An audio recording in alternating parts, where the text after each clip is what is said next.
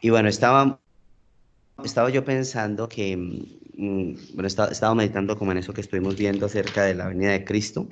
Recuerden bien que el Señor Jesucristo, para hacer como un recuento cortico, la semana pasada hablábamos de que el Señor va a regresar con los santos, con su iglesia, y va a regresar a esta generación, en este tiempo. O sea, cuando termina la tribulación, el Señor va a regresar. Miren, acá está Caín. Este sí es mi fiel compañero de lucha. Entonces, que no vinieron. Sí, eso ya sé. Adrián, nos fallaste. Sí, Adrián ya nos falló, Adrián. Hasta aquí le llegó la batería. Gonzalo vino una vez y ya. Bueno, y entonces hablábamos acerca de que el Señor, bueno, regresa, para hacer un resumen, tiene 4 batallas según la Biblia. Tiene la batalla que va a ser en Endom, que hoy por hoy es el desierto del Negev, o sea, por allá hacia el sur de Israel, que es en el Mar Muerto. Después va a subir, donde dice que pisará el lagar de la ira de Dios, que es hacia el norte en Siria, recuerden que vimos la ciudad. Y después entonces, la batalla más grande, la más estrambótica, va a ser en el valle de Megiddo o el valle del Armagedón, que ese valle es muy importante porque en ese valle existen 3 montes que son fundamentales en la Biblia. El primer monte es el monte Tabor. Cuando vamos a Israel, normalmente uno ve, yo no subo al monte Tabor porque pues no hay nada que ver, pero lo vemos desde otro monte que se llama el monte del precipicio. ¿Recuerdan que iban a lanzar a Jesucristo desde Nazaret cuando él dijo que él era el Mesías? Entonces, del monte del precipicio uno ve en línea recta el monte Tabor, que fue el monte de la transfiguración. El monte de la transfiguración. Unos dicen que fue el monte Hermón, pero no lo creo, porque no me parece o sea, muy complicado que el Señor haya ido hasta el monte Hermón para transfigurarse y regresar. No tiene sentido desde mi óptica, pero bueno. Entonces es el monte Tabor. El segundo monte es el monte Carmelo, que fue el monte donde Elías degolló los 450 profetas de Baal, allá en el arroyo de Sison. El tercer monte que tenemos ahí, pues es que todo hace parte de la colina, pero el tercer monte es el monte del precipicio. Entonces, esa va a ser la batalla más grande porque van a venir los ejércitos, dice que del oriente, ¿sí? Y esos ejércitos involucran todo lo que es Asia hoy por hoy.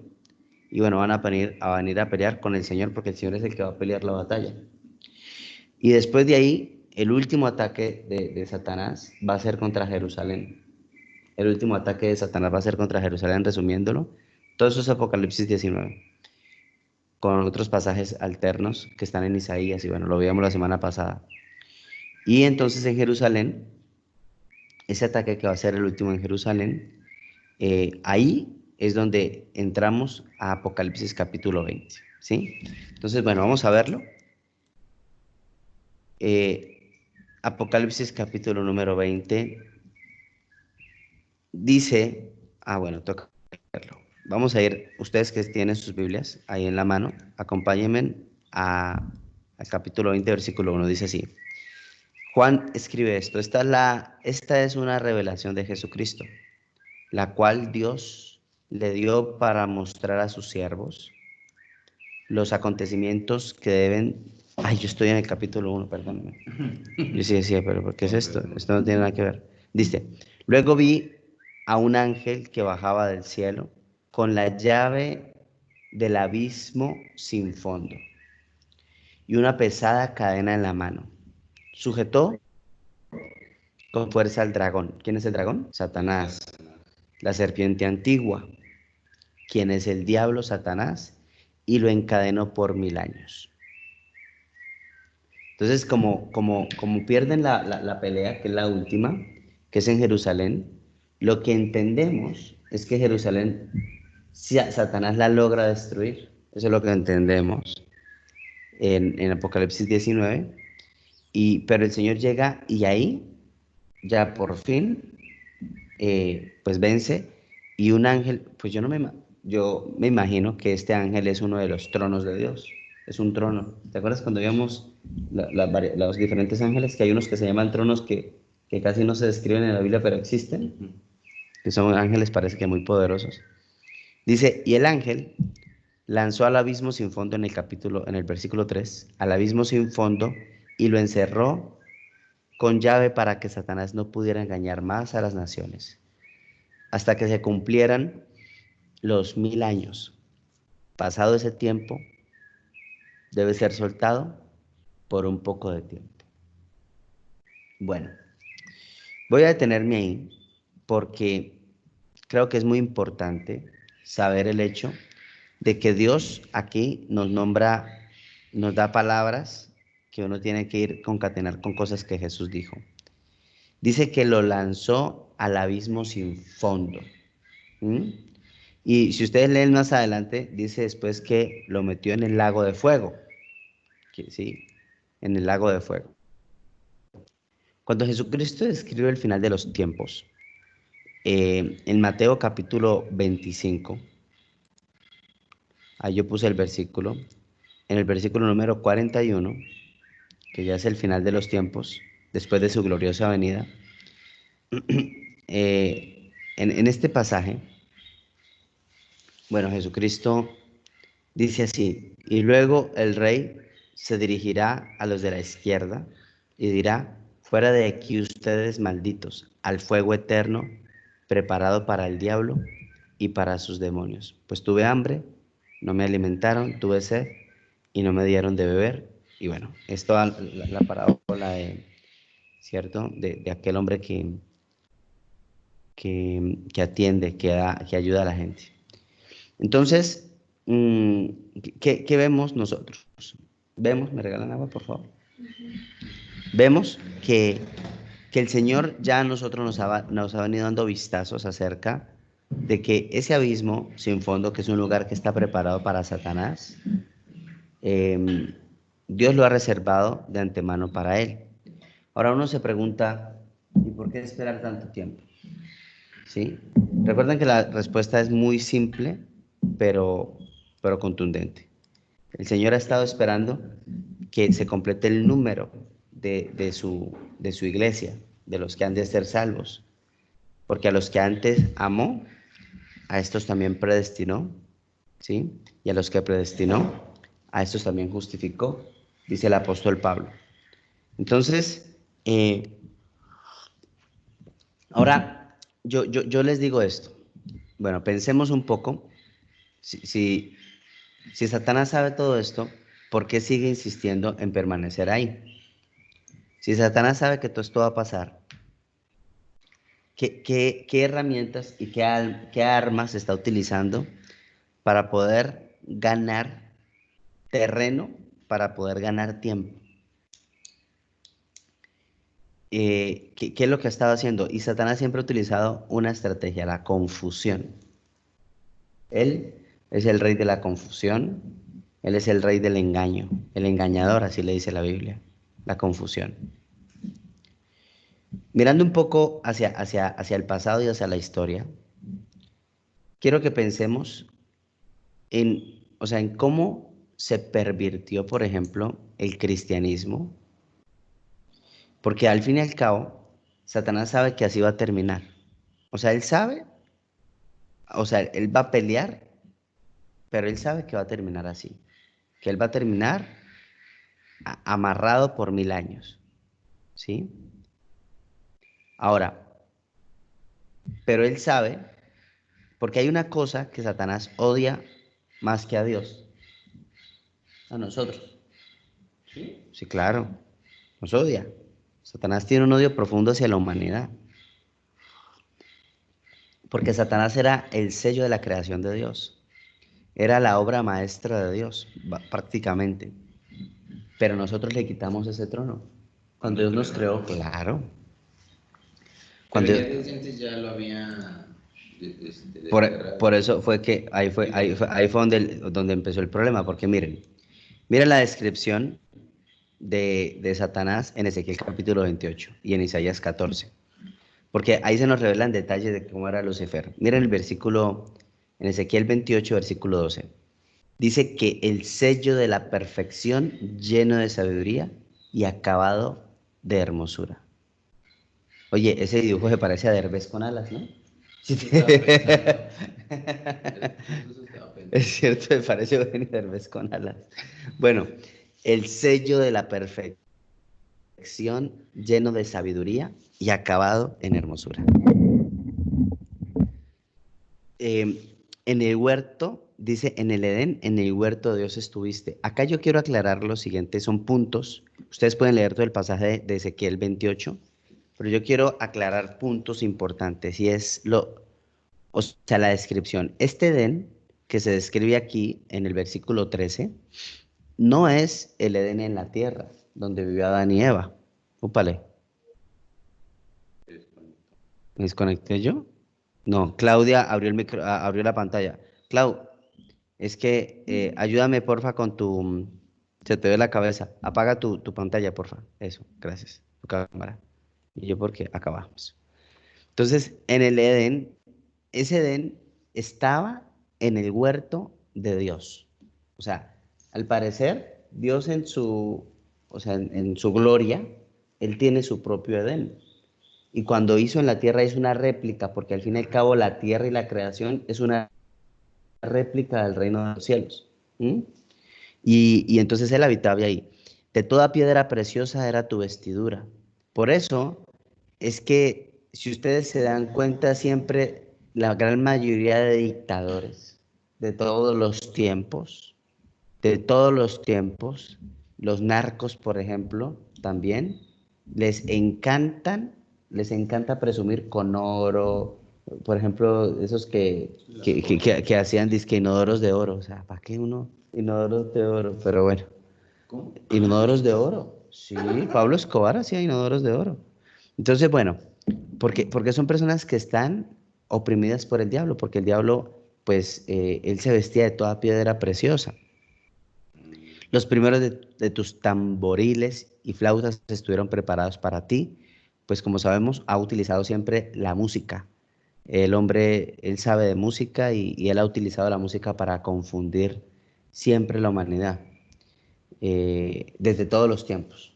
O sea, desde todos los tiempos la música ha sido un arma poderosísima para enredar espiritualmente a la gente.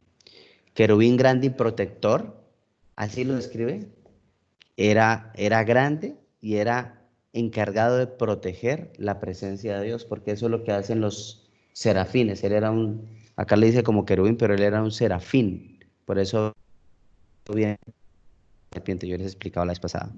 Y te puse en el santo monte de Dios. Por eso es que digo que el Edén estaba en el cielo, porque dice que lo puso en el santo monte de Dios. Entonces Dios creó a Lucifer ahí como un ser perfecto, como les digo, experto en música y junto al trono de Dios. Entonces, el problema de Lucifer que vemos acá, y es que todos lo sabemos, es que intentó ser igual a Dios. Ahora, eso es algo que Lucifer ha metido en el corazón del hombre. O sea, tratar de ser Dios. Eso es un engaño siempre. Y ahí es donde empieza la historia. Y ahí es donde empiezan los grandes filósofos, eh, los pensadores de,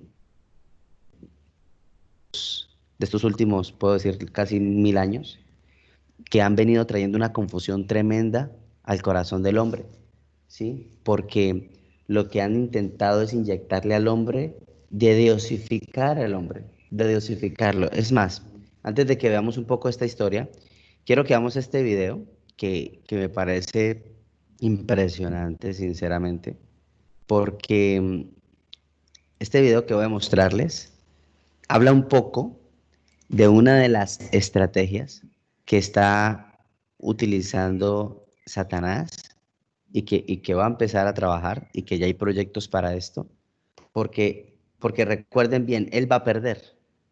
O sea, él sabe que va a perder, pero él no va a perder solo. O sea, él va a irse con lo que Dios más ama, que es la humanidad. ¿Sí? Y entonces miremos un poco, por favor, este video. Es como su objetivo. Sí, ese es su objetivo. Miremos este video, por favor, que ya hay pruebas reales de humanos así. O sea, ya hay humanos que están empezando a, bueno, miremoslo, por favor. Presten atención. No van a escuchar acá. I just want you to know. Ay, el internet está malo. Creo que es un problema de internet. I just want you to know. I love you, Mommy and Daddy. I know you do, sweetheart. And I'm going to ask you to take the filter off. Will you do that for me? Voy a traducirlo para los que no pueden leer por algunas razones. Le dice los papás a su hija adoptada, me imagino, que se quite el filtro. I think Entonces ella le dice, pienso que I've been uncomfortable me he sentido incómoda a very long time. durante mucho No. tiempo. Los papás dicen, lo sabemos, lo Been entendemos. thinking He pensado since I was que born that desde que nací, I don't belong in this body. que no pertenezco a este cuerpo. It's all right. It's really okay, No te darling. preocupes, cariño, dicen los papás. I've been reading up on it, He leído al respecto and y I think I'm trans. pienso que soy trans. Sweetheart, Los papás, Oh, it's tranquilo, alright, cariño, darling. está bien. I swear. No te preocupes. Really is. Look at us, we're fine. Mira, nos Completely parece fine, bien. aren't we? I know we might be a bit Somos un poco slow and a lentos, bit viejos, old, and this is going to be confusing for us, and we'll make a mess of porque it cometemos sometimes, errores, but we love you. pero te amamos. We love you. Te adoramos. Absolutely love you. We always will. Siempre lo haremos. I mean, we don't need to rush. No tenemos We've got prisa. lots of time to. Tenemos mucho Talk tiempo about para this. hablar de esto. And if it turns out that we've got a Si tenemos un hijo adorable en vez de una hija, then adorable está we'll bien. be happy. Seremos felices. No, I'm not transsexual. Entonces ella dice sexual. Oh, Is that not the word now? ¿Ya no se llama you así? said trans. What do we call you then? ¿Cómo le llaman I'm not entonces? transsexual. No soy transexual, I'm soy transhuman. transhumana. Oh, okay. I'm sorry, they keep changing Oh, the words. cómo cambian las I don't know the palabras. difference. I don't want to change sex. No quiero No, cambiar de sexo, sure. dice ella. We say gender now, don't we? Sorry. Ahora I se said llama género. I'm not comfortable with my body. No me siento So, a I gusto wanna get con rid mi of it. cuerpo, dice. This thing, Quiero deshacerme de esta all the cosa. arms and legs and every single bit of it. Completito, de brazos I y don't want piernas. to be flesh. No quiero ser carne. I'm really sorry, but I'm going to De verdad lo escape this siento, thing pero quiero escapar de and esta become cosa. digital. Volverme digital. What do you mean? They ¿Quieres say decir? one day soon they'll have Un día muy clinics in pronto habrán Switzerland clínicas where en you can Suiza go and you'll sign donde a form, they'll podremos take your solicitar brain and download it que tomen tu into the cerebro y lo cloud. descarguen en la nube. And your body? Y tu cuerpo recycled será reciclado into the earth. en la tierra. So you want to kill ¿Quieres yourself? suicidarte? I want to live forever Quiero vivir para siempre. as information because información. that's what transhumans are, Mum. Not male or female, better. Where I'm going, there's no life or death, there's only data. Solo I información. will be data. Quiero ser información.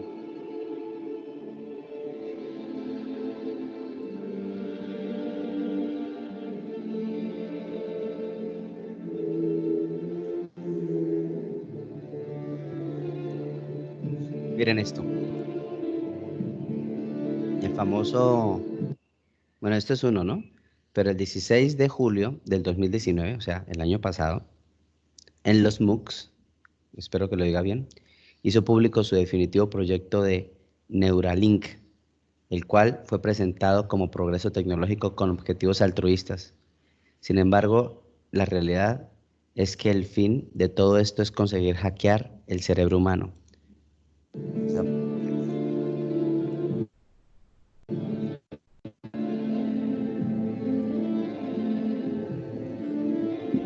ahí está. Esas son las pruebas de lo que se ha hecho. Ya hay personas que tienen implantes.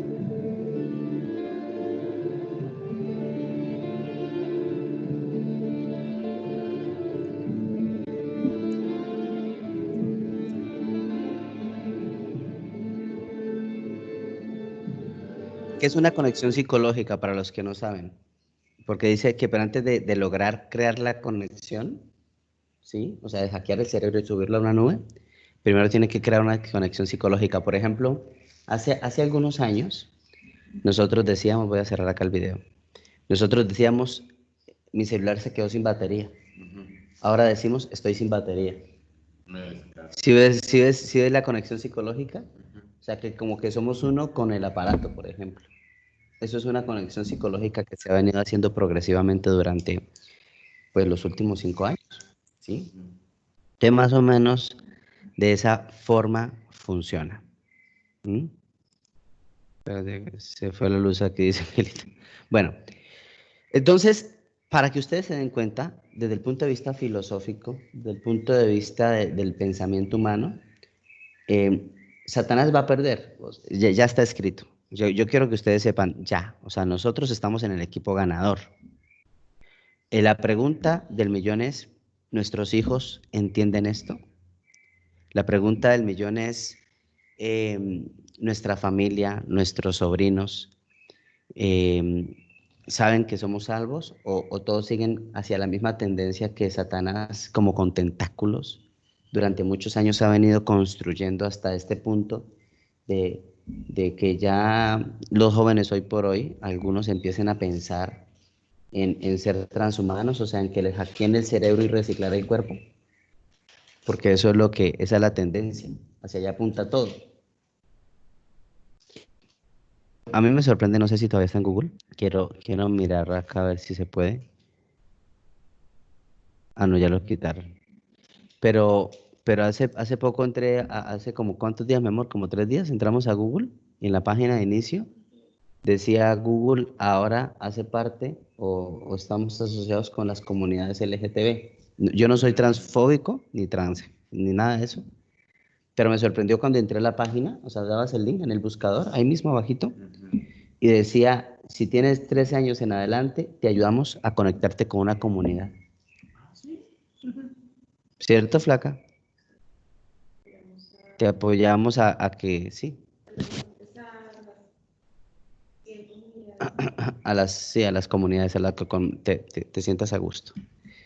Entonces, lo digo y lo pongo así claro, familia, porque usted y yo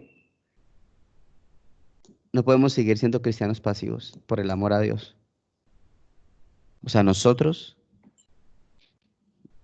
tenemos que levantarnos en armas, espiritualmente hablando, y pelear por nuestros jóvenes y pelear por esta generación que está cada día más confundida. Miren, la iglesia en el mundo a nivel general tiene crisis con los jóvenes. Los jóvenes no conectan. O sea, la mayoría de jóvenes ya no empalman con Dios. Y no es por los años, no es así. Yo recuerdo que yo a los 17 años, yo me empecé a apasionar por Cristo desesperadamente. Y yo estoy hablando, tampoco es que sea mucho tiempo, señores. Estamos hablando de hace cuántos años, mi amor. Si tengo 36, 19. ¿Sí? Hace poquito. Sí, cualquier cosa. Pero ya las generaciones de ahora les cuesta conectar con Dios. Porque, porque hay un pensamiento filosófico que ha inundado la humanidad, y para esto yo quiero darle la palabra a Mónica, que está ahí conectada. Mónica, tienes el control y puedes compartir tu presentación, o la comparto yo, como me digas. Porque quiero que hagamos un poco de historia, que el diablo va a perder, eso es definitivo, y vamos a ver ahorita qué va a pasar en esos 1000 años con los que quedamos en la tierra. Pero veamos un poco cómo se ha venido transgiversando la historia. ¿Tienes la presentación ahí o la pongo yo? Yo la tengo, pero si tú la tienes, la puedes poner como tú quieras. Yo la tengo acá. Pero ¿cómo hago Entonces venga, acá rápidamente, acá está.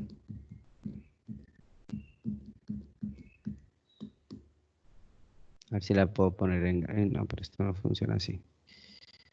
Bueno, si quieres empieza y ya yo te la voy, ahorita la pongo. Bueno, perfecto. Bueno, primero que todo, buenos días, familia, y a todas las personas que están aquí en este día. Lo que yo les quiero compartir fue una mirada histórica de cómo el adversario ha utilizado al ser humano y ha utilizado el conocimiento para tergiversar el mensaje que Dios quiere de libertad para la humanidad. Vamos a hablar un poco de lo que es las corrientes humanistas. Pues el humanismo, todos lo podríamos entender como el estudio, es el estudio, son las corrientes filosóficas que estudian al ser humano en todas sus expresiones, ¿sí? Podemos encontrar el humanismo en el arte, en la religión, en la ciencia, etc. Pero la finalidad del humanismo es darle al ser humano la libertad del conocimiento. Y el conocimiento, pues, el conocimiento es el conocimiento que Dios nos ha dado. Dios es el creador de las ciencias, de todas las que existen. Pero es el ser humano influenciado por este adversario llamado Satanás, que ha tergiversado ese conocimiento y nos ha llevado pues a lo que hoy estamos, con lo que veíamos ahorita, a un trans de todo, porque no solamente somos transgénero, no somos transhumanos, sino que el trans es una tendencia universal ahorita, porque hay alimentos transgénicos, hay todo en este momento, la moda de ser trans, o sea, ya tú no puedes ser una persona normal dentro de los cánones morales establecidos, sino que si no estás en una de estas tendencias, pues estás out. Entonces, eso es lo que se le vende a los jóvenes. Entonces, el movimiento religioso que se inicia en Alemania a través del humanismo es el humanismo. Bueno, el humanismo nace como una corriente filosófica después de una era de oscurantismo, en la que la Iglesia Católica, como máximo sistema religioso del universo en ese momento, había introducido la humanidad. ¿Y qué significa esa era del oscurantismo, esa Edad Media? Esa Edad Media lo que hizo fue negarle la posibilidad a los seres humanos de adquirir conocimiento por sí mismos. Es decir, la iglesia era la que impartía la educación, ellos decidían que las personas que estudiaban, recordemos que en ese momento de la historia, eso es más o menos siglo XII-XIII de nuestra era, pues era la monarquía quien gobernaba, entonces eran los reyes quienes tenían el control económico y político de la sociedad. Por lo tanto, los seres humanos en ese momento de la historia eran prácticamente esclavos del sistema político, de la monarquía, y esclavos del sistema religioso en cabeza pues de su máxima expresión, que era la Iglesia Católica de Roma, porque en ese momento todavía no habían surgido lo que pues veremos más adelante como lo que son las reformas religiosas o la reforma protestante como se conoce históricamente. Entonces, cuando muchos intelectuales y muchas personas de la burguesía de ese momento, que eran comerciantes y personas que estudiaban, pues que leían y tenían la posibilidad de acceder a una educación, de ir de pronto a una biblioteca, de comprar libros, pues empezaron a sentir que esos sistemas los tenían subyugados, empezaron a sentir que estaban esclavizados bajo esos sistemas. Así que inician movimientos para que se pudiera desligar la iglesia de lo que era el gobierno, de lo que era la economía y de lo que era la política. Es así entonces como obispos en cabeza de Martín Lutero, por ejemplo en Alemania, de Calvino en Francia y de otros en Inglaterra, etcétera, en Europa, inician una reforma en un inicio solamente religiosa, porque querían separar la iglesia del Estado, porque la iglesia se había enriquecido a partir de las indulgencias, la iglesia se había enriquecido y había empobrecido a la sociedad, ¿sí? A través de todo lo que les pedía supuestamente para garantizarles la salvación de su alma, es decir, a través de su misticismo y de todas estas supersticiones que le habían impartido a la sociedad a través de la educación, porque eran ellos quienes la dominaban. Habían metido a las personas el miedo de que si no daban dinero, de que si con dinero no pagaban su salvación o con obras no pagaban su salvación, pues se iban a ir al infierno, ¿sí? O sea, no le daban la posibilidad a la gente de acercar a Cristo viviente que nosotros tenemos hoy acceso, sino que los tenían subyugados. Es así entonces como se comienza a hablar de una reforma, como el humanismo nace como una forma de sacar a la sociedad de esa época oscura de la historia y permitirle empezar a tener acceso al conocimiento. Entonces es así como el humanismo se instala El humanismo se instala en Italia primeramente con el humanismo renacentista, en un renacimiento. Es decir, se termina la Edad Media y aparece el Renacimiento. El Renacimiento es eso, renacer nuevamente a las ideas, que el ser humano pueda ser independiente y que su mente pues tenga el control.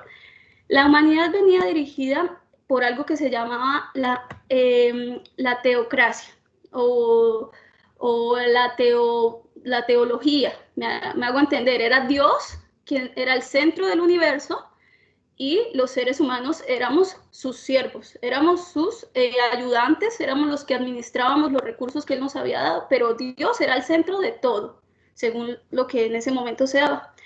A partir del nacimiento, valga la redundancia, del humanismo, entonces se instalan premisas básicas para el estudio del ser humano.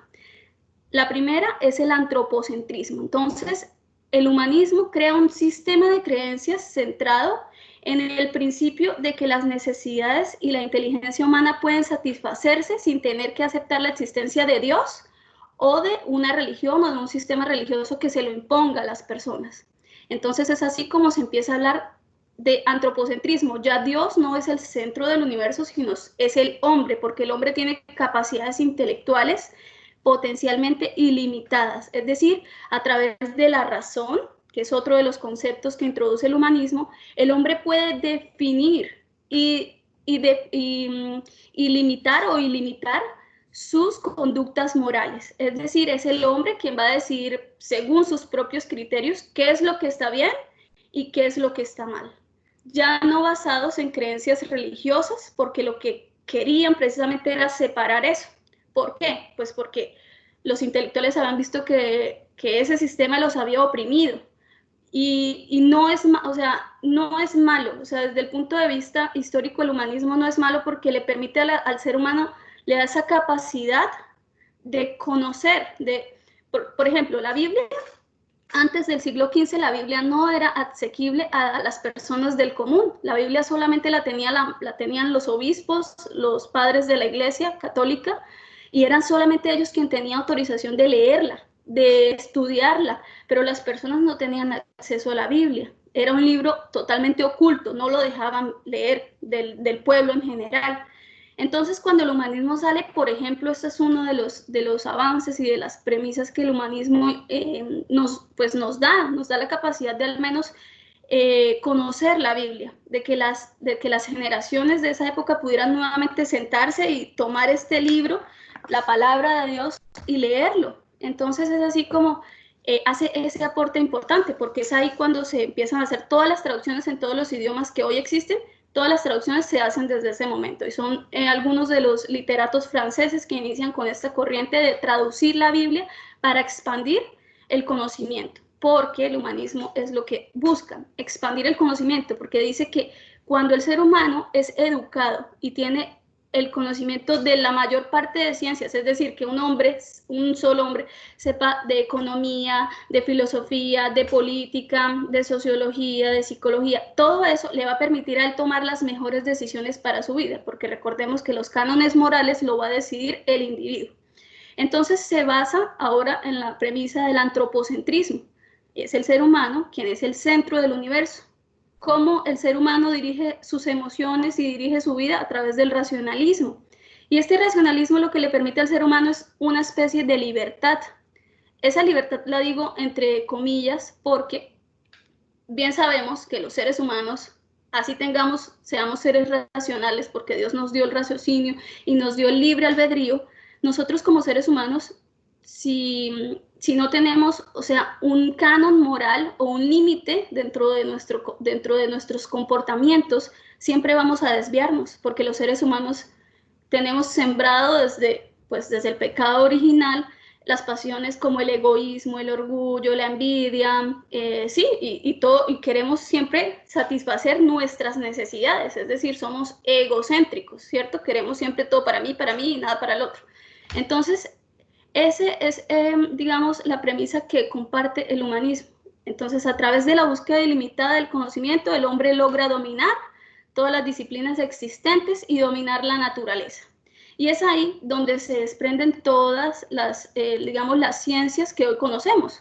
la psicología, que se basan en el estudio del hombre, la psicología, la sociología, la historia, etcétera, y que se le permite a la humanidad entrar en ese conocimiento. ¿Cuál es el ataque que Satanás introduce a partir de este humanismo? Es decir, recordemos, Dios crea todo bueno. Dios es el padre de la creación y todo lo que hay en la creación es perfecto. El problema es cómo nosotros, influenciados por Satanás, porque Satanás odia a la humanidad, porque la humanidad es el tesoro preciado del Padre Celestial, él lo odia, y cómo Satanás entonces, a través de eso que Dios permite, porque es como si en ese momento de la historia se le hubiera quitado una venda a la humanidad para poder tener acceso al conocimiento y sobre todo a la Biblia, a la palabra de Dios. Estamos hablando de la Reforma Protestante. Es algo que nos permite hoy estar aquí compartiendo por medio de CENTI, por medio de esta organización cristiana, podemos compartir la palabra de Dios. Hace 500 años eso no lo podíamos hacer, y si lo hacíamos, pues bueno, ya teníamos unas consecuencias prácticamente mortales, ¿cierto?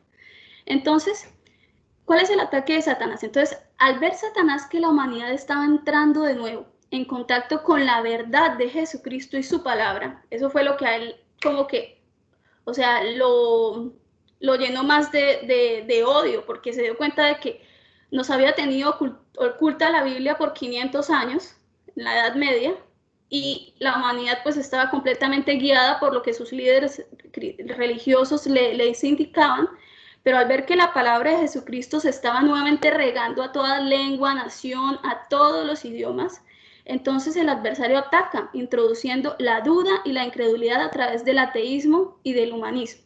Entonces, ¿qué es lo que pasa? Hay unos líderes, digamos, del humanismo, hay unos líderes que los podríamos denominar como guías espirituales en ese momento, que son los líderes religiosos que permiten que la Biblia, por lo menos, se pueda dar a conocer a toda la sociedad.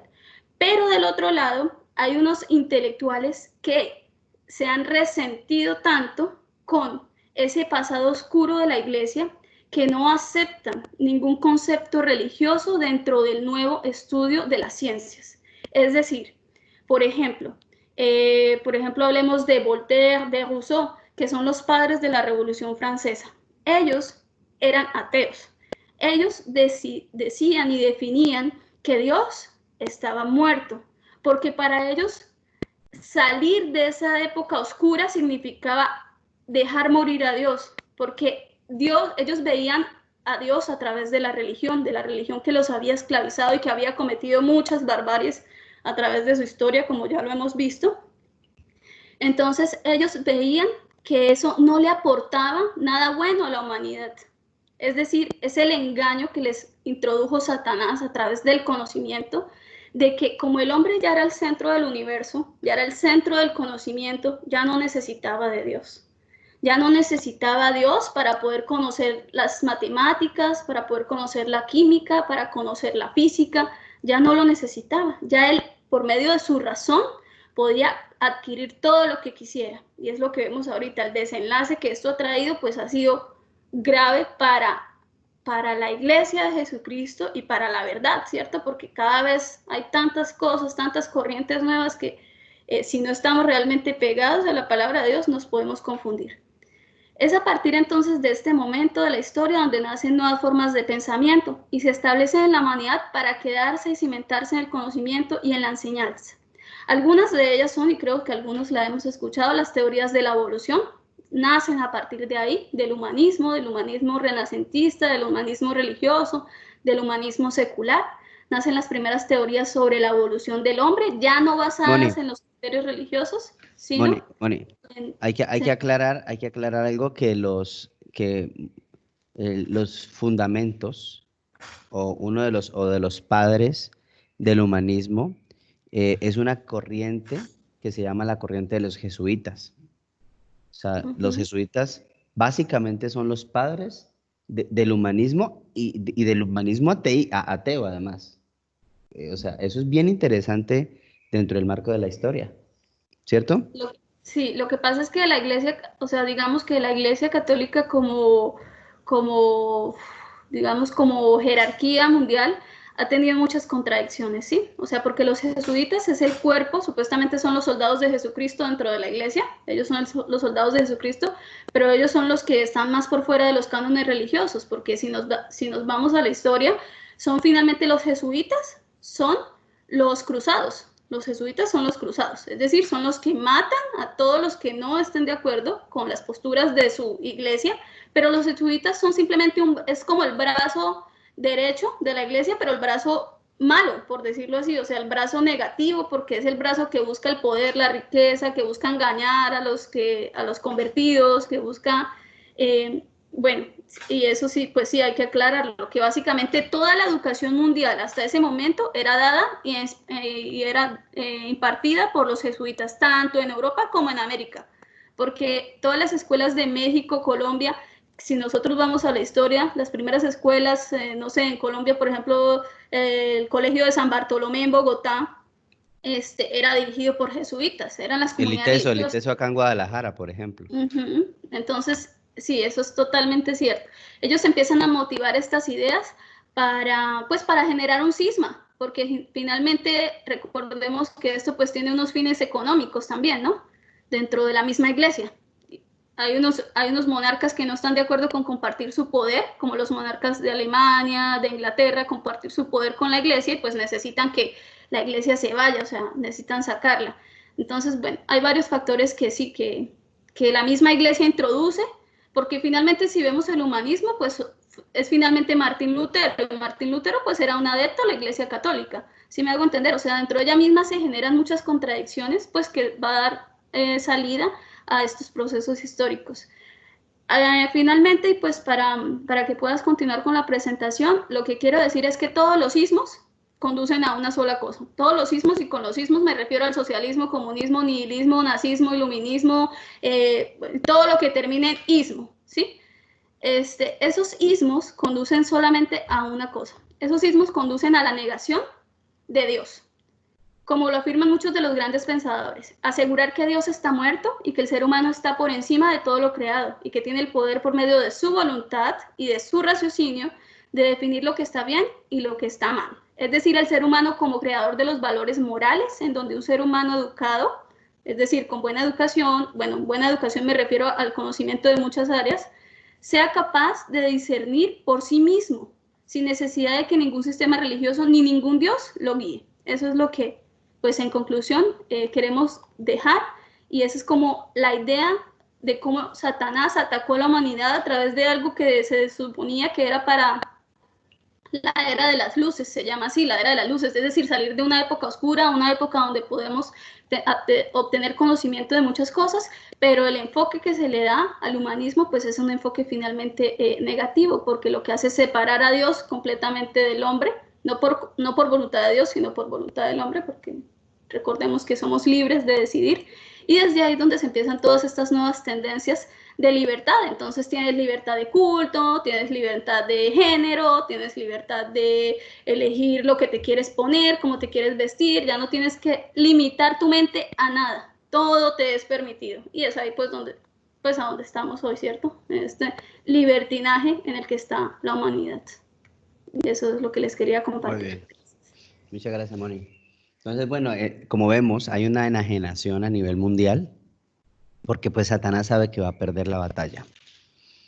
Satanás sabe bien, ojalá que se puedan leer Isaías 14, porque Isaías 14 nos marca a nosotros la pauta de cuál es el objetivo de Satanás. Muy claramente lo dice en el versículo, resumiéndolo, dice: subiré sobre las alturas de las nubes, subiré y seré semejante al Altísimo. Entonces esa misma idea satánica que Lucifer gestó en su corazón por envidia, es la misma idea que implantó en el corazón de la humanidad, ¿sí? A nivel general. Entonces, bueno, viene y va a ser amarrado por 1000 años. Y yo sé que muchos de ustedes dicen, ¿por 1000 años? ¿Por qué no lo amarra para siempre? Yo también me lo pregunté, ¿no? ¿Por qué 1000 años? Bueno, eso tiene una razón espiritual que vamos a estar viendo. Sin embargo, quiero que nos centremos en qué va a suceder en esos 1000 años. ¿Qué va a suceder? ¿Por qué? ¿Por qué Dios nos da 1000 años? Y bueno, vamos a mirar acá un poco la presentación. Espero que ahí la puedan ver. Acá está. Cierro esto aquí. Bueno, dice así. Después vi, versículos 4 al 6, después vi tronos y los que estaban sentados en ellos habían recibido autoridad para juzgar. Vi las almas de aquellos que habían sido decapitados por dar testimonio acerca de Jesús y proclamar la palabra de Dios. Miren, quiero que nos detengamos en esto. Vi tronos, por eso te decía que son los tronos de Dios, esa variación de ángeles. Después dice que estaban sentados y los que estaban sentados en ellos habían recibido autoridad para juzgar. Escuchen esto, vi almas de aquellos que habían sido decapitados por dar testimonio acerca de Jesús y proclamar la palabra de Dios. ¿Cuáles son esas almas? 144. Los que murieron en la tribulación, ¿cierto? Ellos no habían adorado a la bestia ni a su estatua, ni habían aceptado su marca en la frente o en las manos. Volvieron a la vida y reinaron con Cristo durante 1000 años. Esta es la primera resurrección.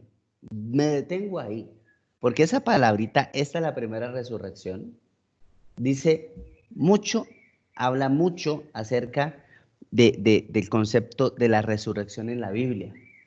Porque dice, esta es la primera resurrección y el resto de los muertos no volvieron a la vida hasta que se cumplieron los 1000 años. ¿Cuál es el resto? Esa es la pregunta, ¿cuál es el resto? ¿Cuál es el resto? ¿Y cuál es la primera resurrección? Ustedes no vieron, creo que la presentación. Ahí está, ahí se las pongo, para que puedan ver, ahí está el versículo. Entonces, ¿cuántas resurrecciones han existido en la Biblia? ¿Y por qué dice, esta es la primera resurrección? ¿Me prestas tu Biblia, mi amor, please? Un momento. Escuchen esto. Bueno, acompáñenme ustedes a la Biblia. Acompáñenme, por favor, a la Biblia. Mateo. Bueno, Jesucristo. Él es el primogénito de los muertos, ¿cierto?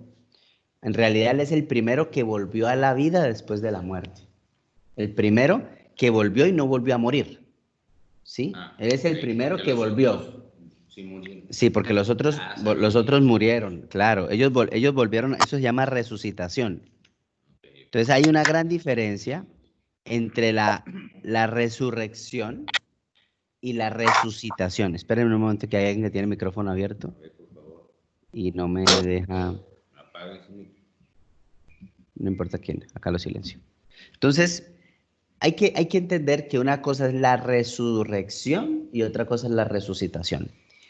Sin embargo, en Mateo, porque todo, escuchen esto lo que les voy a decir a todos, todo lo que nosotros vemos hacia el futuro, el Señor ya lo hizo en el pasado, una muestra, ya hizo un muestreo de lo que viene en el futuro.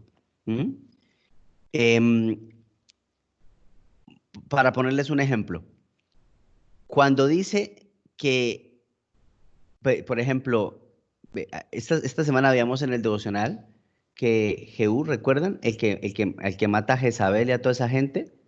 O sea, él es una tipología de lo que, no de Cristo, sino de lo que va a hacer Cristo. Porque ¿a quién destruye este hombre? A todos los que adoraron a Baal, a Jezabel.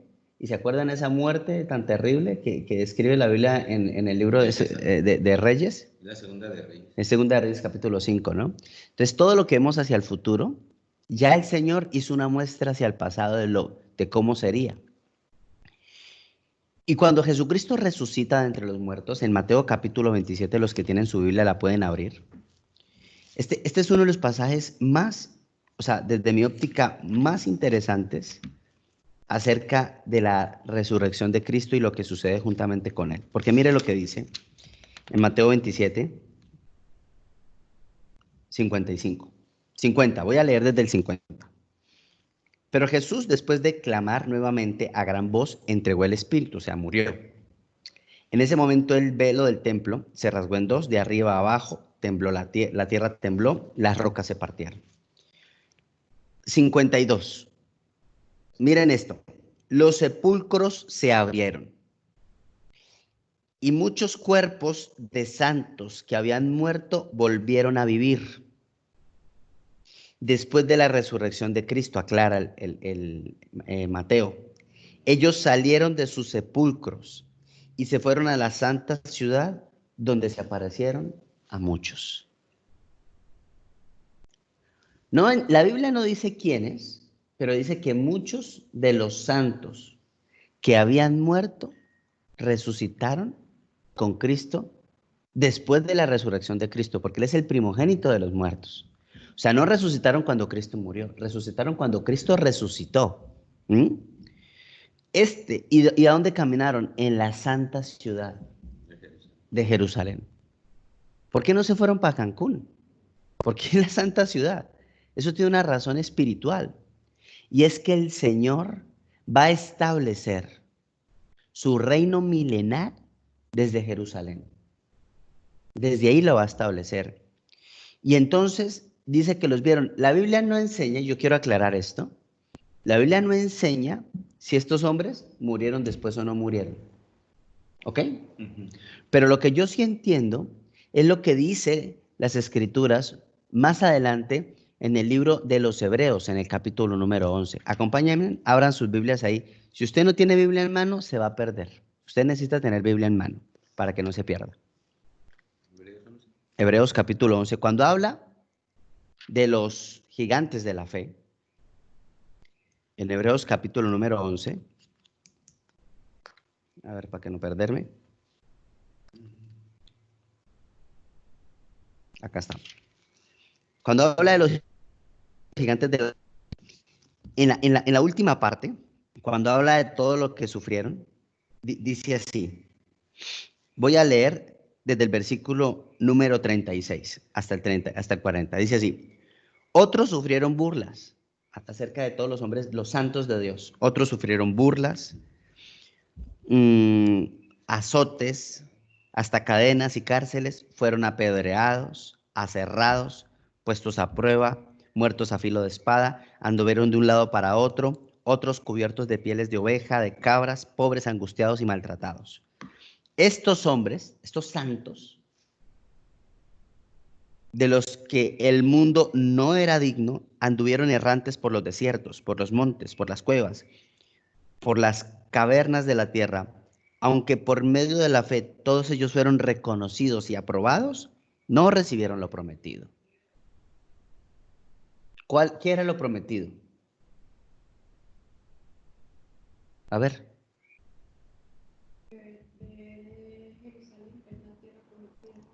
No. No.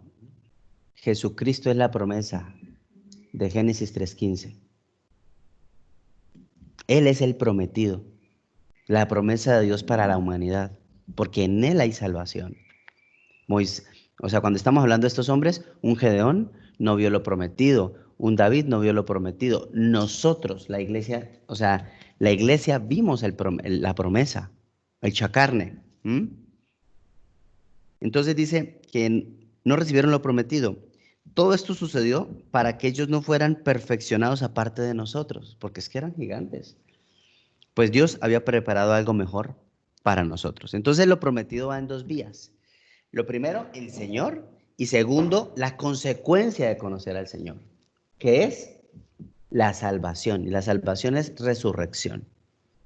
Porque la fe del cristianismo se basa en la persona de Jesucristo porque murió y resucitó. Porque si Jesucristo no resucitó, en vano es nuestra fe. Así dice el apóstol Pablo. Entonces, todo esto enmarcado en que cuando habla de la primera resurrección, está hablando de que Cristo es el primogénito. Cristo resucita a unos santos, pero cuando vuelva a la tierra, escuchen esto, préstenme la atención a esto que es muy importante. Si yo muero hoy, ¿para dónde me voy? a un lugar de reposo, dice la Biblia, que no se llama purgatorio, ¿ok? Que no se llama limbo, a un lugar de descanso, como si estuviera durmiendo. Ahora, cuando la iglesia sea arrebatada, primero, Jesucristo resucitó. Después, muchos santos resucitaron juntamente con él y andaron en la ciudad. Tercero, el arrebatamiento. En el arrebatamiento, la iglesia es resucitada. ¿Dónde estamos con él? En la gloria de Dios, que es la tercera, dentro del marco de la resurrección. La cuarta resurrección, los santos del Antiguo Testamento, en donde el Señor los trae a sus amigos. ¿En qué momento de la historia? En la tribulación. No, señores. En las bodas del Cordero, cuando los amigos están invitados, los santos del Antiguo Testamento. Y eso es importantísimo entenderlo, porque gracias a esa resurrección de los santos del Antiguo Testamento, es que Dios trae a la vida a Moisés y trae a Elías o a Enoc, no sabemos quién es, o bueno, trae a los dos para que no, a los dos testigos, y ellos mueren, acuérdense, y después resucitan y son ascendidos a los cielos, o sea que está en el marco de la cuarta. La quinta es cuando el Señor regresa. ¿Y a quiénes vuelve a traer a la vida? A los que no se dejaron marcar. A los que murieron en la tribulación, a los santos de la tribulación. Y esos 5 se llaman la primera resurrección. Esa es la primera. Por eso, volvamos a las Escrituras, para entender el contexto de lo que nos quiere decir aquí, ay Dios, acá Juan. Dice, volvieron a la vida y reinaron con Cristo durante 1000 años. ¿Cómo, mi amor? Esos 5 son la primera. Son 2. ¿Y la de Jesús? Por eso, la de Jesús, La de los santos, sí, la de los santos, la de la iglesia en el arrebatamiento, la de los amigos del Señor y la de los que quedaron en la tribulación. Esas 5 es la primera resurrección. Así como la venida de Cristo.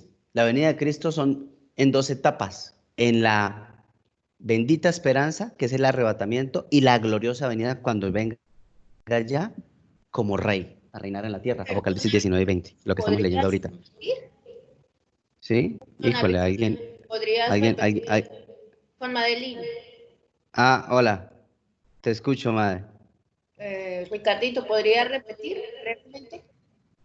¿Qué repito, manita? Los 5 momentos. Los 5 momentos de la primera resurrección es la resurrección de Cristo hace 2000 años, la resurrección de los santos que caminaron, que no sabemos quiénes son, ¿sí?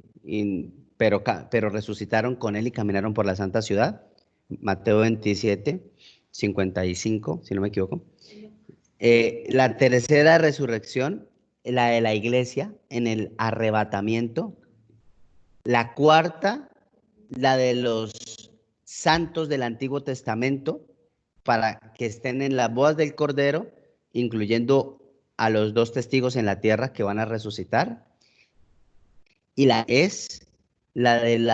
los santos de la tribulación, los que mueren en esos 7 años por persecución.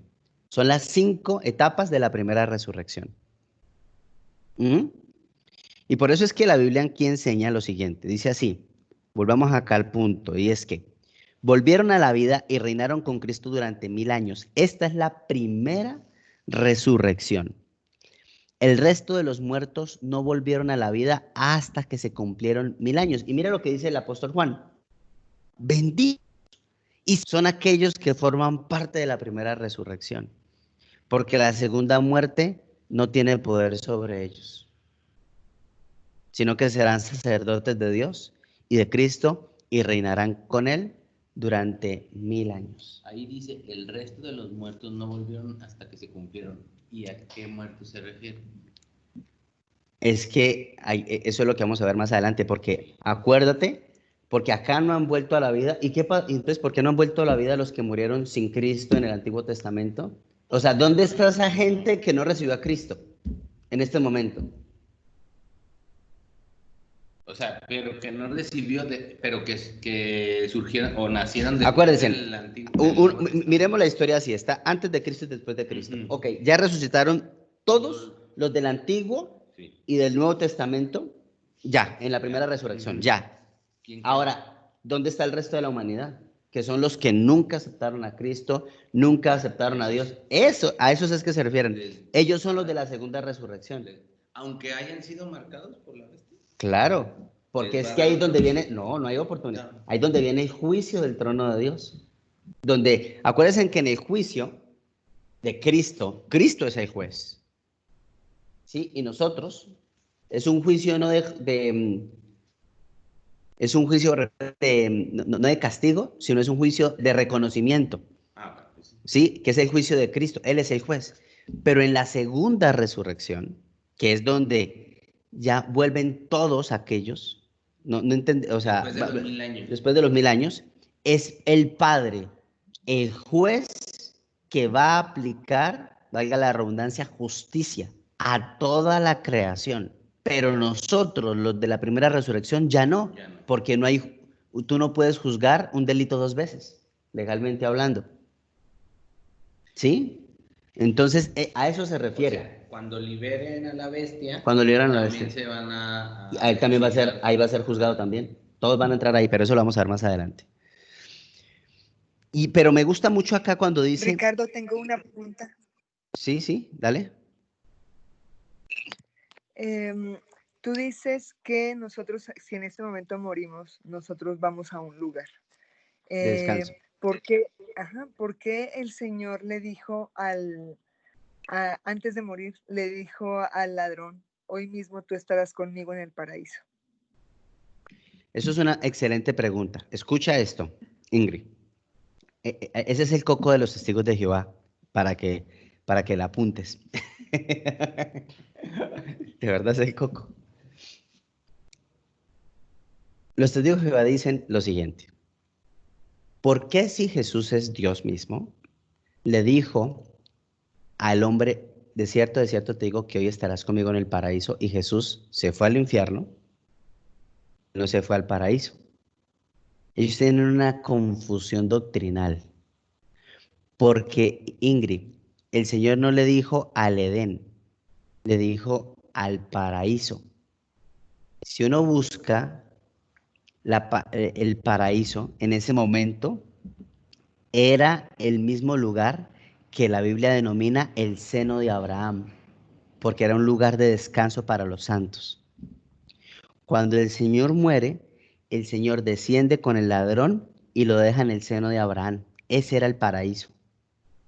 En ese momento de la historia, el Señor está en el paraíso, desciende a las partes más profundas de la tierra, le predica a los espíritus encarcelados, inclusive entre ellos a los ángeles que perdieron su dignidad, como dice Judas, en el libro de Judas se explica eso, y después el Señor resucita y muchos de los que estaban en ese paraíso, o sea, en el seno de Abraham, vuelven con él a la vida y caminan por las... A eso se refiere, pero muy buena pregunta. Solamente que hay que sacar, para explicarlo más a fondo, tendremos que sacar todos los versículos para que se encaje, o sea, para que se explique bien el por qué ese es el paraíso. No el Edén quedó cerrado.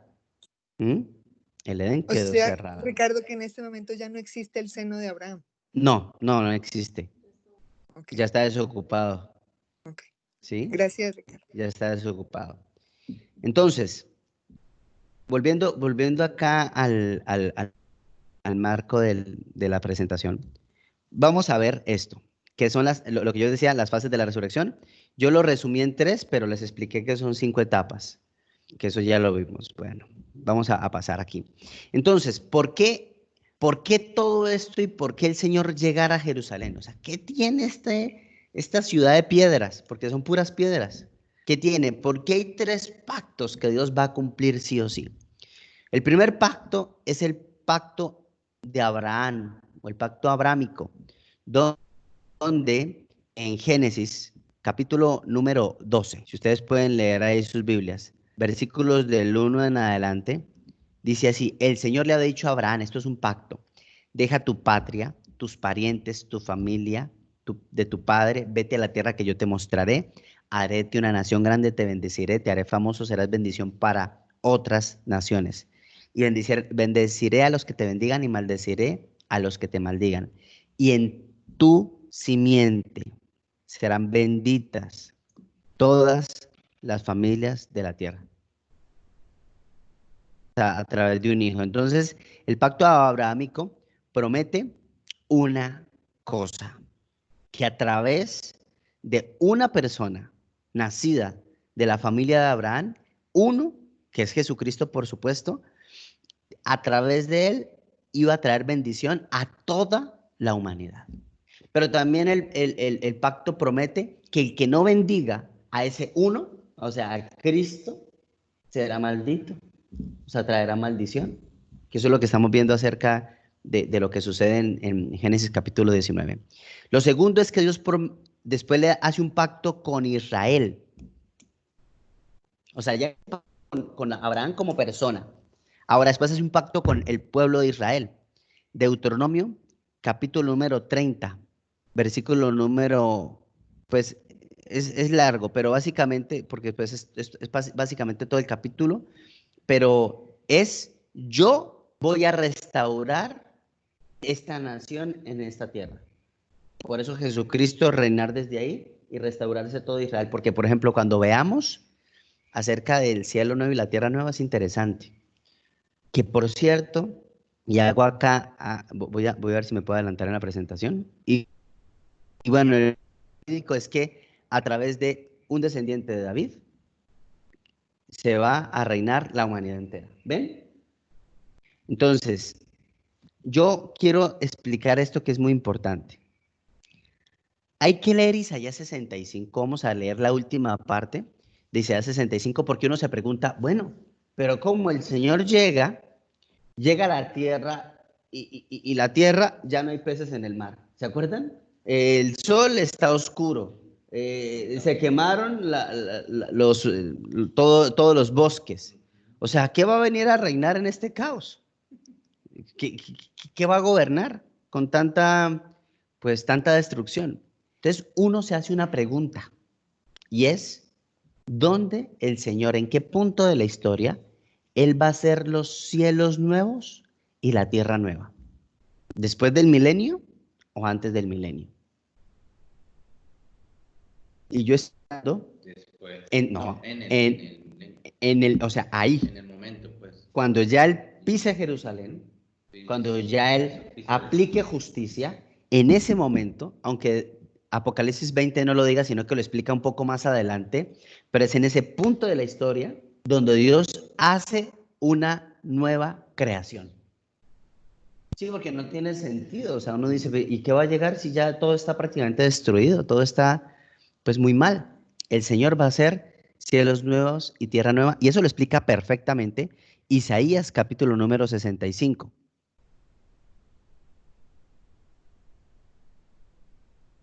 Vamos a leer los últimos pasajes. Yo creo que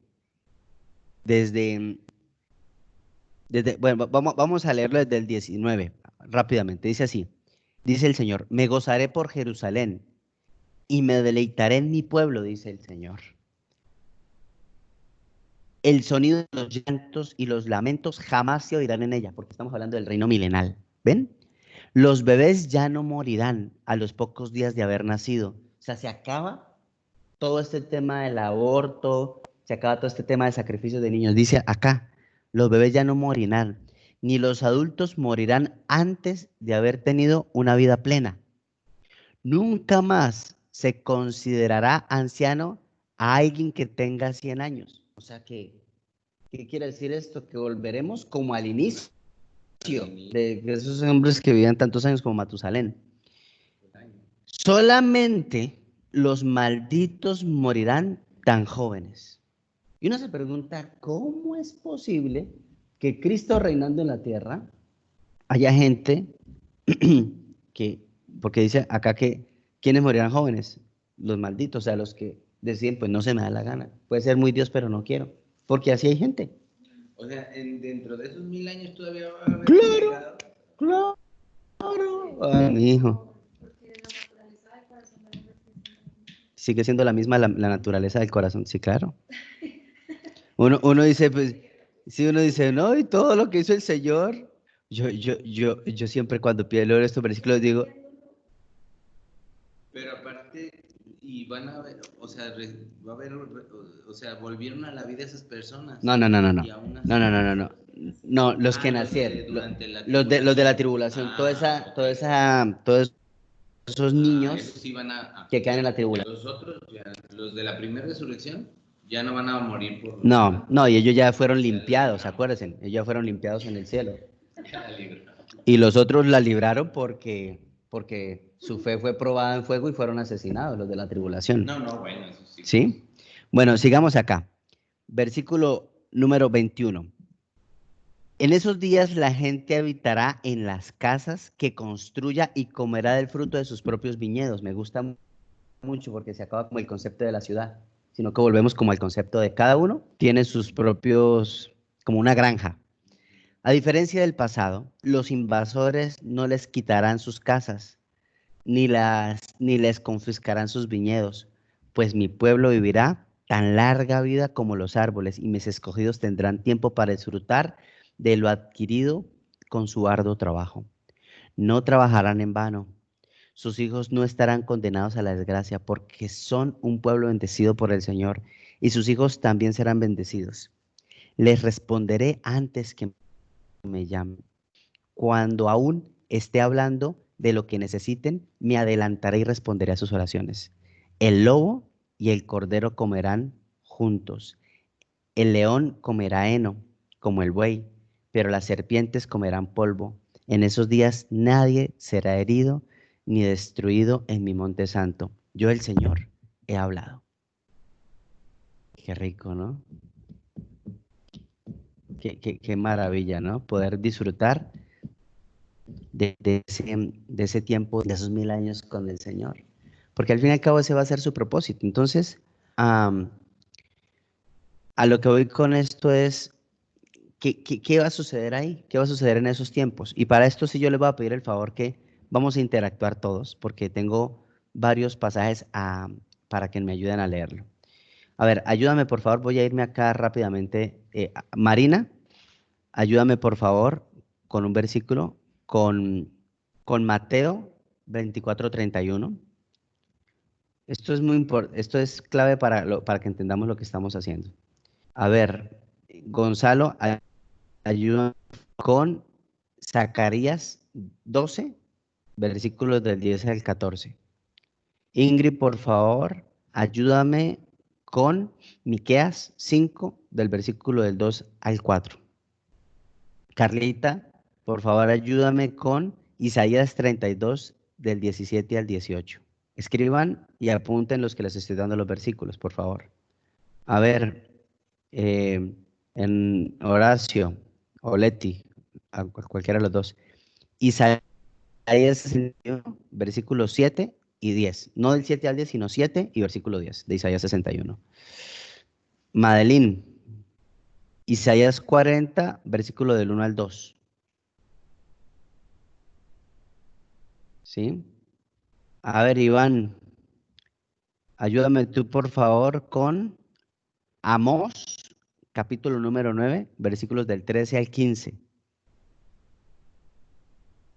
Y Patricia, allá en Italia, ayúdame por favor con Joel, capítulo 2, versículo del 28 al 29. ¿Qué quiere Dios? O sea, ¿qué pasará en ese tiempo? ¿Cómo será ese tiempo? Ya leímos un fragmento, porque recuerden bien, cielos nuevos y tierra nueva en el milenio de Cristo. Ahí, en ese punto de la historia, no al final. Mateo 24:31, ¿qué dice? Mateo 24:31. Y al sonido de la gran trompeta mandará a sus ángeles y reunirán de los 4 vientos a los elegidos de un extremo a otro del cielo. Muy bien. Estas palabras Jesucristo las dijo porque ¿qué es lo que va a hacer el Señor en ese tiempo del milenio? Recuerden que de todas formas los 144,000 no todos mueren, van a estar regados por el mundo, seguramente algunos escondidos, o sea, van a haber sobrevivientes israelitas. israelitas escondidos porque la bestia va a querer matarlos, ¿sí? En el mundo entero. Dice que los va a reunir el Señor al pueblo de Israel, desde el oriente, del norte al sur, y ahora sí van a vivir en Israel todos los judíos. Para Polanco, como lo entendemos hoy en Ciudad de México, sino que van a regresar a su tierra en el reino milenal, porque fue una promesa que Dios le dio a Abraham, se la cumple por completo. ¿Sí? ¿Qué más? ¿Quién tiene el otro versículo? Zacarías 12. Dice, entonces derramaré un espíritu de gracia y oración sobre la familia de David y sobre los habitantes de Jerusalén. Me mirará a mí, a quien atravesaron, y hará duelo por él como por un hijo único. Se lamentarán amargamente como quien llora la muerte del primer hijo varón. El dolor y el luto de Jerusalén será tan grande como el duelo por Ahat Rimón en el valle de Megiddo. Todo Israel hará duelo, cada clan por su lado, los esposos separados de sus esposas. El clan de David llorará solo, como lo hará el clan de Natán, el clan de Leví y el clan de Simeí. Cada clan sobreviviente de Judá se lamentará por separado y los esposos separados de sus esposas. Bueno, ¿qué dice ahí?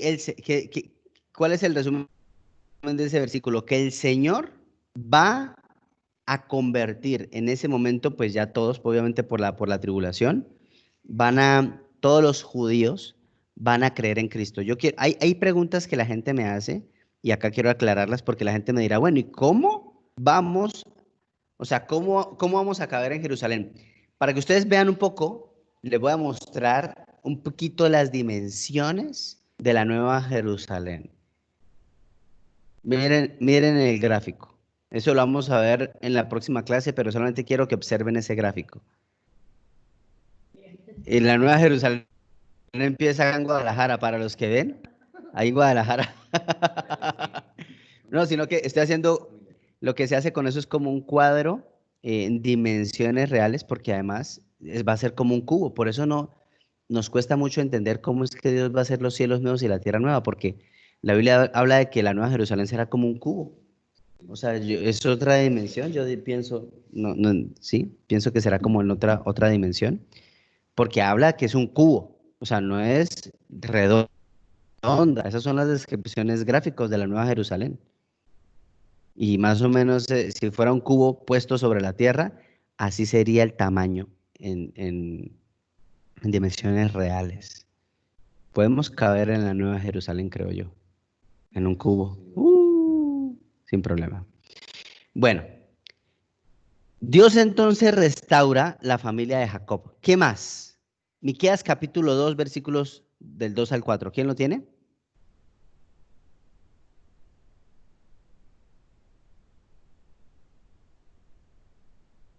No creo que Ingrid.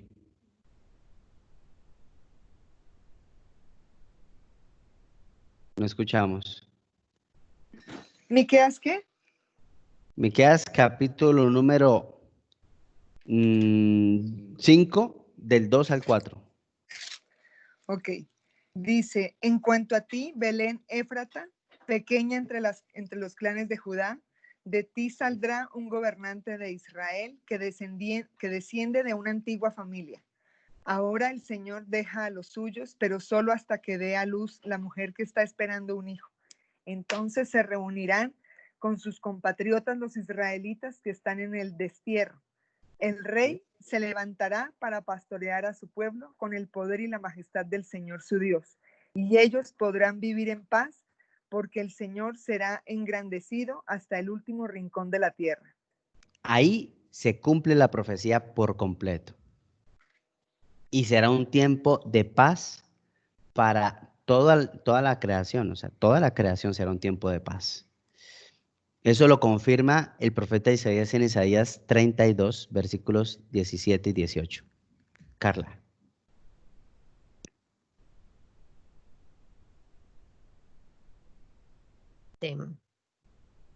Y el efecto de la justicia será paz, y la labor de la justicia, reposo y seguridad para siempre.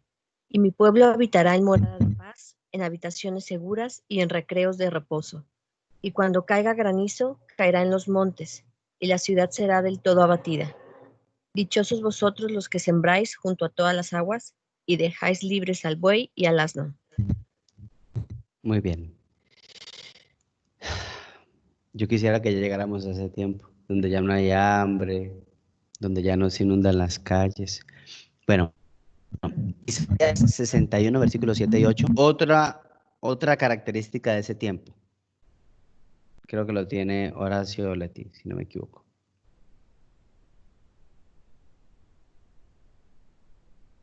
Isaías 61, versículos 7 y 10.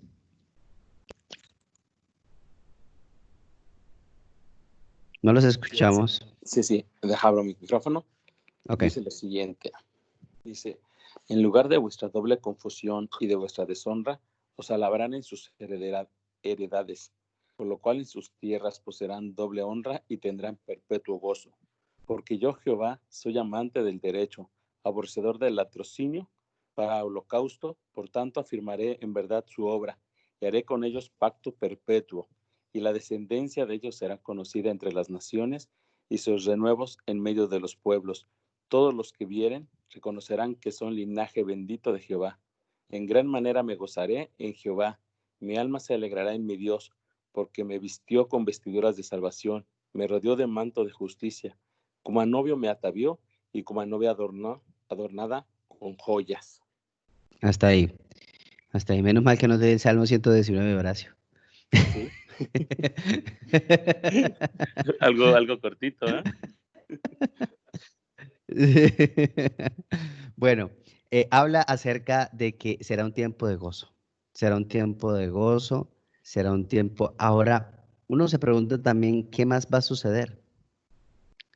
Si volvemos un poco a Apocalipsis capítulo 20, acompáñenme ustedes a sus Biblias. Dice así, después de la primera resurrección, en el versículo número 7. Así, cuando se cumplan los 1000 años, Satanás será liberado de su prisión. Saldrá para engañar a las naciones de nuevo, llamadas Gog y Magog, que esta es la segunda guerra. Recuerden que hubo una guerra de Gog y Magog, que fue la guerra con las que empezamos prácticamente el curso, que es como el inicio del arrebatamiento. O sea, hay una guerra donde se van a unir algunas naciones para tratar de destruir Israel, y Dios mismo va a pelear esa guerra. Esa es la primera, pero va a haber otra segunda, de Gog y Magog, por todos los extremos de la tierra. Las reunirá a todas para la batalla, un poderoso ejército tan incalculable como la arena del mar, de la orilla del mar. Yo quiero explicar lo siguiente, y es que uno se pregunta, si Satanás está amarrado por 1000 años, ¿de dónde viene el pecado? O sea, ¿cómo? No tiene sentido. Cuando uno estudia el curso bíblico, el Teo 100, a nosotros nos enseñan, o nosotros aprendimos, que existen 3 fuentes del pecado para la humanidad. La primera, Satanás. Pero Satanás no está, así que ya no le pueden echar la culpa al diablo. ¿Ok? La segunda fuente es el mundo, todo lo que me rodea. Pero usted dirá, ¿pero cómo? Si ya el Señor está gobernando en el mundo, así que ya no tendremos estos problemas que manejamos con el internet, ni habrá cosas sugestivas a nivel sexual. No entendemos. Entonces, esa segunda fuente de pecado también es eliminada. Así que queda una tercera fuente, y es el corazón del hombre. Porque el corazón del hombre es perverso y engañoso. ¿Quién lo conocerá? Esa será la segunda fuente. Por eso es que me llama mucho la atención. Pues eso nunca se quita. Pues. No, porque es que eso sí es mi trabajo. O sea, Dios me puede quitar, me va a quitar el trabajo, la lucha que tengo contra Satanás. Me va a quitar la lucha que la humanidad va a tener contra el mundo, contra el sistema del mundo. Pero lo que Dios no me va a quitar es mi lucha personal, la que tengo que ganar ahorita que soy cristiano, con mi propio corazón. Y esa es la que tenemos que ganar ya. y ahora. ¿Mm? Por eso,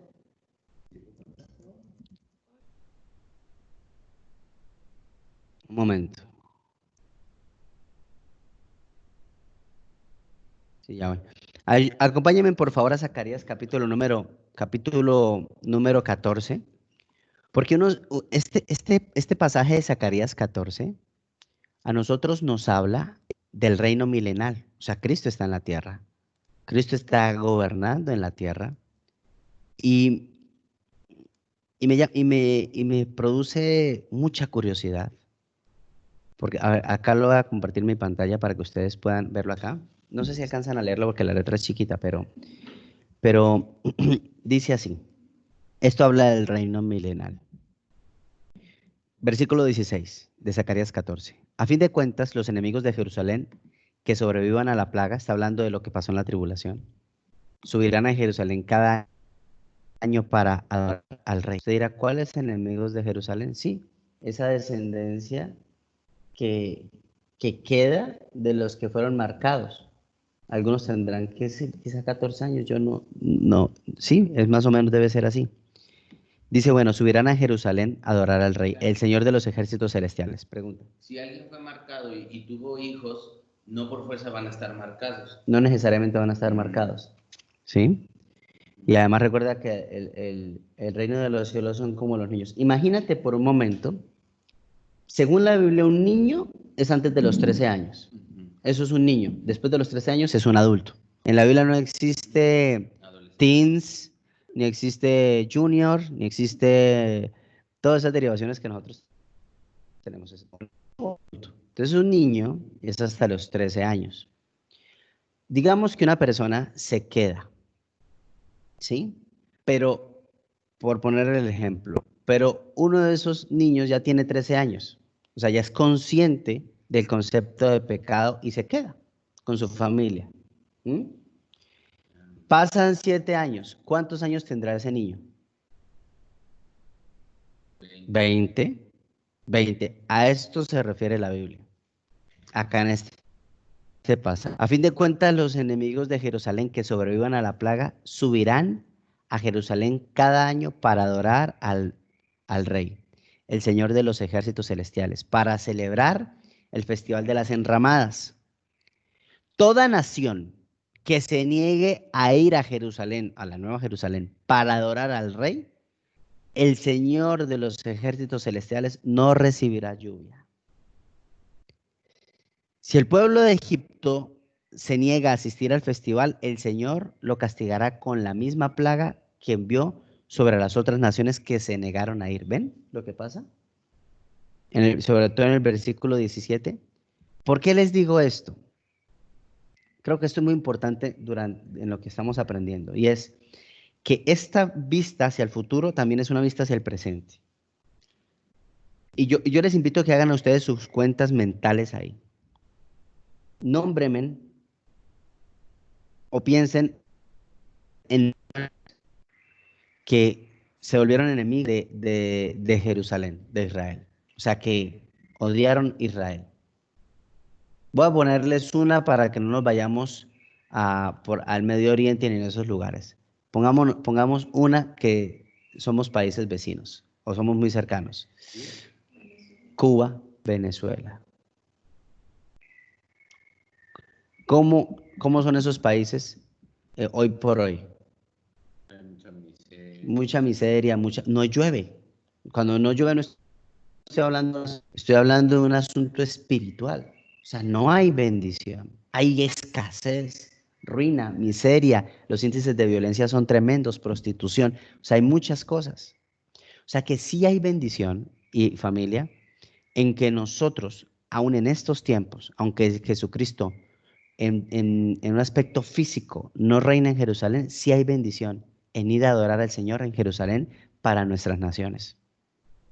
No es un gusto y no es un paseo. Si usted quiere hacer un paseo, pues uno se va a Orlando, es más divertido. Pero sí es un asunto espiritual para bendición a nuestra tierra, para orar por nuestras naciones. Y por supuesto que en ese tiempo milenal habrá gente que o naciones, no sé cómo, pero porque vamos a reinar nosotros con el Señor en la tierra, pero seguramente habrá pueblos, este año no vamos, porque de todas formas sigue siendo el problema del corazón del hombre, y eso es lo que va a pasar cuando Satanás sea soltado en Apocalipsis capítulo número 20, después de los 1000 años. ¿Mm? Cuando se cumplan estos 1000 años, Satanás será liberado de su prisión.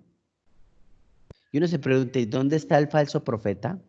¿Y dónde está el anticristo? Porque solamente ya habla de Satanás. Pues el falso profeta y el anticristo son personas, son humanos que están condenados. Pero Satanás sigue siendo un ángel caído. ¿Y ahí ellos también van a regresar? No, ellos no vuelven a regresar. Ellos no vuelven a regresar, no.